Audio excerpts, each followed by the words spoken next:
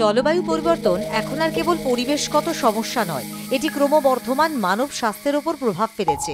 প্রধান উদ্বেগের বিষয়গুলির মধ্যে একটি হল ক্রমবর্ধমান তাপমাত্রা, বৃষ্টিপাতের ধরন পরিবর্তন। জলবায়ু পরিবর্তন রোগের বিস্তারকে বিভিন্নভাবে প্রভাবিত করে। জলবায়ু পরিবর্তন এবং রোগের মধ্যে যোগসূত্র। বাহক নির্ভর রোগের বিস্তার বৃদ্ধি। তাপমাত্রা বেড়ে গেলে মশা, পোকা ইত্যাদি বাহকের জীবনচক্র দ্রুত হয় এবং এদের সংখ্যা বাড়তে পারে। এর ফলে ডেঙ্গি, ম্যালেরিয়া, চিকুনগুনিয়া রোগের প্রকোপ বৃদ্ধি পায়। আবহাওয়ার চরম পরিবর্তন এবং জলবাহিত রোগ। অতিবৃষ্টি, বন্যা বা ঘূর্ণিঝড়ের পর পানীয় জল দূষিত হয়। এর ফলে কলেরা, ডায়রিয়া এবং অন্যান্য জলবাহিত সংক্রমণ বেড়ে যায়। তাপদাহ এবং শ্বাসযন্ত্রের সমস্যা।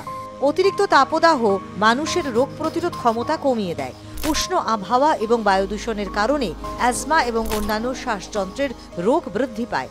ধূলিকণা বৃদ্ধির কারণে বায়ুজনিত অ্যালার্জিও বেড়ে যায়। খাদ্যবাহিত রোগ। জলবায়ু পরিবর্তন খাদ্য নিরাপত্তাকেও প্রভাবিত করে। উচ্চ তাপমাত্রার ফলে খাদ্য নষ্ট হওয়ার এবং ব্যাকটেরিয়ার বৃদ্ধি, যার ফলে খাদ্যবাহিত অসুস্থতা দেখা দেয়। বৃষ্টিপাত এবং মাটির আর্দ্রতার পরিবর্তন ফসলের বৃদ্ধি, দূষণকে প্রভাবিত করতে পারে, যা পরোক্ষ স্বাস্থ্য ঝুঁকি তৈরি করে। নতুন জীবাণুর উদ্ভব এবং রোগের প্যাটার্ন পরিবর্তন। পরিবেশের পরিবর্তনের কারণে নতুন সংক্রামক রোগের ঝুঁকি বাড়ছে এবং পুরনো রোগের মৌসুমী প্রকৃতিও বদলাচ্ছে। এই বর্ষাকালটায় সম্ভাবনা থাকে এবং রোগ বাড়ার সম্ভাবনা থাকে, বিশেষ করে মশাবাহিত অসুখ, ডেঙ্গু, ম্যালেরিয়া এগুলো। তার কারণ বৃষ্টির জল যেখানে যেখানে জমবে ছোট বড় পরিসরে, সেখানেই এই ডেঙ্গু ম্যালেরিয়ার যে বাহন এরা জন্মাবে। মানুষ খুব একটা সজাগ নয়, সেই সুযোগে এই ম্যালেরিয়া এবং ডেঙ্গুর বাড়ন্ত হয়।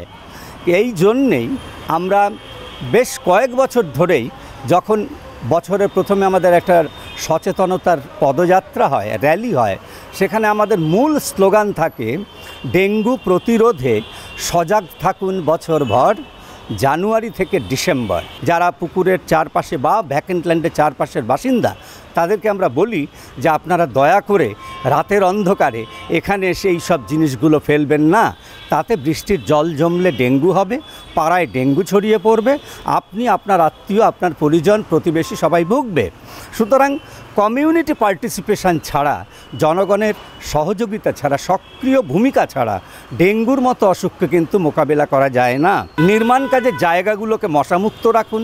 কিভাবে রাখতে হবে সেই গাইডলাইন বা সেই নির্দেশিকা পুরসভার স্বাস্থ্য দপ্তর দিচ্ছে। আমরা কিন্তু কোনো মানুষের শত্রু নই। আমরা চাই আপনার স্বাস্থ্যের জন্যে, আপনার প্রতিবেশীর জন্যে এবং আমাদের পুরসভা এলাকায় যারা বসবাস আছেন বা কলকাতা শহরের জন্যে সচেতন হন। জলবায়ু পরিবর্তনের ফলে তাপমাত্রা, আর্দ্রতা এবং বৃষ্টিপাতের ধরন বদলে যাচ্ছে, যা বাহক নির্ভর জলবাহিত এবং বায়ুবাহিত রোগের বিস্তারকে ত্বরান্বিত করছে এবং নতুন রোগের ঝুঁকি বাড়িয়ে তুলছে। বিশ্বব্যাপী রোগের বিস্তার কেন বাড়ছে? জলবায়ু পরিবর্তন বিশ্বব্যাপী রোগ বিস্তারের বেশ কয়েকটি কারণ একত্রিত হয়েছে। এই সময় আমরা হসপিটালে বসে যে ধরনের পেশেন্ট এবং আমাদের নিজস্ব যারা স্টাফ আছে, চারিদিকের লোকজনের মধ্যে সবথেকে বেশি যেটা দেখছি সেটা হলো ঠান্ডা লাগা আর অদ্ভুত একটা সর্দি, কাশি, জ্বরের প্রকোপ এখন খুব বেড়েছে। সো এইটার জন্য আমরা যেটা বলছি, দুমদাম অ্যান্টিবায়োটিক খাবেন না। দুমদাম অ্যান্টিবায়োটিক খেলে প্রথমত ভাইরাল ইনফেকশন যেগুলো হচ্ছে সেগুলো অ্যান্টিবায়োটিক খাওয়ার ফলে খুব যে আপনার কাজ বেশি কিছু হচ্ছে তা না, উল্টে অ্যান্টিবায়োটিকে আপনার একটা রেজিস্ট্যান্স তৈরি হয়ে যাবে। পরে যখন আপনার অ্যান্টিবায়োটিক দরকার হবে তখন দেখবেন সেটা ভালো কাজ করছে না।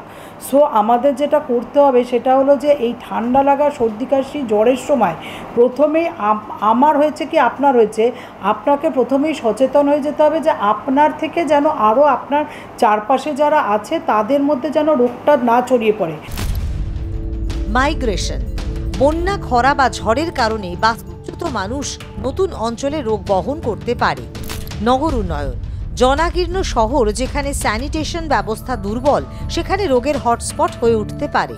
জলবায়ুর পরিবর্তনের ফলে পতঙ্গ থেকে একাধিক যেমন রোগ হচ্ছে, পানীয় জল, তার পাশাপাশি খাদ্যাভ্যাসের ওপরেও কিন্তু নির্ভর করছে এই রোগ।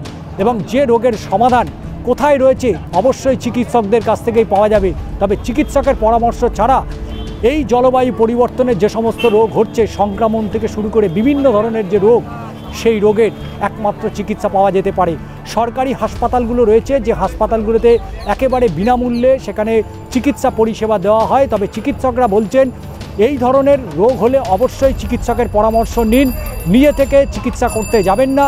যেভাবে জলবায়ু পরিবর্তন হচ্ছে, সেই পরিবর্তনের সাথে সাথে নিজেদেরকেও বেশ খানিকটা যে পরিবর্তন করতে হবে, এমনটাই মত চিকিৎসকদের। চিত্র সাংবাদিক প্রসেনজিতের সাথে ষষ্ঠী চট্টোপাধ্যায়ের প্রতিবেদন, আর প্লাস নিউজ, কলকাতা।